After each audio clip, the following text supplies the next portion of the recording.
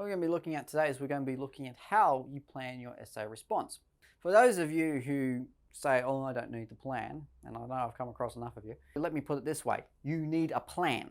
Once you've interpreted a question, you need your plan. And the reason why is it helps you develop your ideas in advance.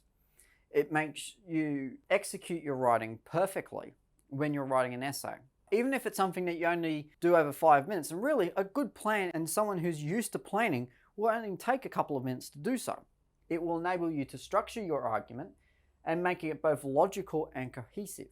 What that means is by making an argument both logical and cohesive, what you're doing is you're setting it up so you're starting with your strongest point and you're working your way down. You're doing it so that everything blends together. You're writing in such a way where you don't have to keep crossing out things because you're not happy with your idea because you already would have planned it in advance. And actually what you're doing by planning is you're saving time. You're saving time with mistakes. You're saving time with being unsure what it is you're writing next. You're saving time by being able to plan and coordinate your essay response and that you cover every aspect in the question in the given time that you have if you're doing an exam, or making sure that you can do it within the given word limit without having to cross things out, or if you're one of those people who finish early, being able to write it and expand upon it in different ways that you bring it up to the word limit required. Of course, you'd be trying to write over the word limit and then cut it down, and I'm hoping you're one of those students. By planning and by really thinking about it, what you're doing is you know exactly what it is you need to do. You don't over-plan it. You don't try and write specifically what you're going to say in every section, but have an idea that's flexible enough that you can keep working on it. And then if you've got an idea that you want to change slightly as you go down, you go back to your plan, you make sure that it will fit, and then you put it in. So you make it flexible, but at the same time, you know exactly where it is that you're going next. It's a roadmap. It really, as I said, should only take you a few seconds just to really identify first, and then a couple of minutes to really develop into enough detail that you're ready to go and you exactly know what you need to do. Okay, so let's put the question and the planning first. So what you're doing is you must address each aspect of the question. Now, it might seem obvious when you do this, but it's something that really does require diligence. Making sure that when you look at the question, identify the keywords and every other little part of the question, you know exactly what it is that you need to do. Your plan is making sure you address every one of those keywords and really putting an answer which is going to then relate back to the question.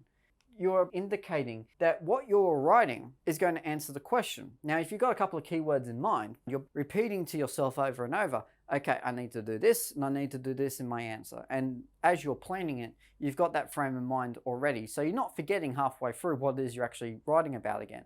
And often, if you're doing an exam, for instance, and I know I've done them as well, the adrenaline kicks in and you're just writing things and you completely forget what it is the question was again.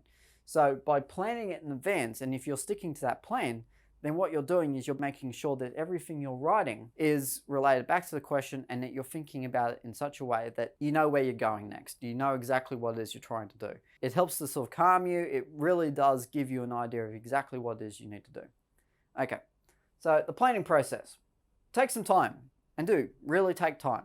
Consider all potential answers and evaluate which one's the best one. So all those lots of ideas you have, try and condense them into a couple of main ones, like this diagram showing here. Is you've got tons of ideas, they all swirling around like a big pool, and then you just try and group them together. So you group them. This avoids repetition and it helps to strengthen them. So if you've got a couple of really big main ideas, and then you really develop them for your discussion and you link them back to the question again, then what you're doing is you're really developing your argument with a great deal of strength. And that's again what you're trying to do, rather than having lots of little things swimming around which you're then trying to prove and justify, and it becomes a big mess. Next thing is you develop 3 or 4 of them. I would prefer 3 personally if I'm looking at someone's response. And really just sort of group them, you have them ready to go. Then from there you can find key pieces of evidence which you can use in your answer which back up those things. So you can find them in advance. Of course you can do it as you're writing as well, but it's always good to know roughly where you're going to get your ideas from and how it is you're going to prove it. This is something that you also need to do. And finally, you're arranging your main ideas. So after you've got them, you've grouped them, you've developed them, you know exactly what you're going to write for each section, you found evidence, you arrange them. So you put them in order from strongest to weakest. That's not to say your bottom argument is so weak that it barely holds water. What you're saying is that you start with your strongest idea and then you just work your way down. All the ideas should be roughly about the same in strength, but you would still start with your strongest one. Your main points. Having main points which are strong and clear will give your argument and your answer cohesion. You're making a strong link between your question, your answer, and your definition. So all those three things are linked together. Question would be obviously the question that's being asked. The answer is how you've interpreted it, and your definition is a word or a phrase that you're using to support your definition, which will be outlined in your introduction and will be outlined at different points in your body, in your discussion of your essay. By combining keywords of the question with your definition, you're ensuring that your argument matches the aim of the question, as I said before. And your main points will indicate the purpose and relevance of your answer. So by having a group of main points which are repeated and are done so in such a way that they're really strengthened, what you're doing is you're indicating that everything you're writing is purposeful, it's relevant, and you've already tested that it matches the question, because when you did your planning, or when you do your planning, you would have already tested that, yes, this matches the question. I know exactly what it is that I'm focusing on. Okay, so look at main points now. Find some things which have a strong connection with the question, as I said. Really, your question is your authority. You're trying to match that authority. You're trying to find things which are essentially going straight along the rails here and not diverting off. You're grouping them with any similar point. That idea of grouping things if there are lots of small points that you have which are somewhat related to a bigger point. Once you have about 3, you disregard the rest. You don't want to be filling your essay with unnecessary ideas or tangents which go off in different directions.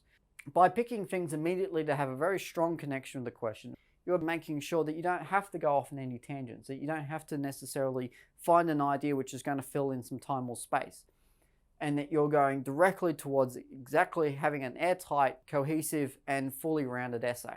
Final step, which is focus on finding some proof. If you know what your argument's going to do, you need to find some evidence from either your stimulus text or your stimulus that you're basing your answer on, or research if you are looking at something outside, and this is something that goes beyond English mostly, to support your answer. Finding proof is essential. You need to be able to find evidence straight away. And if you can do this somewhat in your planning process, immediately you know that each of your main points are valid. You can find evidence as you go, provided of course you know your stimulus text quite well, because the last thing you want to be doing is constructing an argument, getting up to the point of where you're trying to prove it, and you've got no proof for it, and that everything that you've come up with so far doesn't prove what you're saying is true. It will allow you to change that idea if your evidence for it is quite weak and you don't really have something to support it all that well. So that's essentially why you do this in the planning process, and even if it's just so you have a rough idea of what evidence it is you're going to use to support what you're writing. So let's go through that process again. So first of all, you've understood the question. You know exactly what it is you're going to have to write about. You start to brainstorm some ideas. So you do so in such a way that you know exactly what it is you're going to be writing about.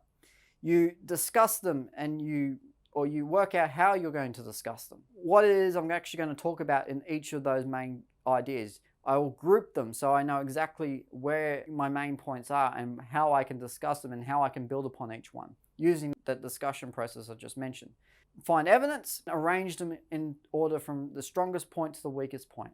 And that's basically your planning process. It should literally take you a little bit longer than how I just described it then. And that's literally because you'll know your text already, hopefully. You would have read it, you understood it, and then you'll be able to immediately go, okay, it's got this, it's got this, it's got this. This matches the question, this matches the question, this matches the question. And then, finally, you'll be able to find some things that back it up. You're making sure you do some double, triple checks, make sure, okay, I'm definitely answering the question. And then that's when you can start writing, and you can feel free, as you're writing it, to go back to your plan as you look up the top of your page, wherever your plan is, and say, yep, I'm addressing the question with this discussion. And that's basically it for the planning process. So make sure you remember all those things. Have a very strong plan in mind. And that's the thing I tell all my students. If you are in doubt, always have a plan that you stick to and that you know like the back of your hand. Because your questions will change constantly, but if you have a similar process, it makes it much, much easier than when you're just trying to panic and come up with ideas. Because that's obviously it's not going to work. but it means it's just going to come up with all these different variables and ideas and tangents, and you're going to go off in different directions. It'll be a mess. If you have a very strict plan and a very strict process, then it's only going to take you a few minutes, and it means that your argument is far more streamlined than it otherwise would be. Otherwise, that's about it for planning. Until next time, see you later.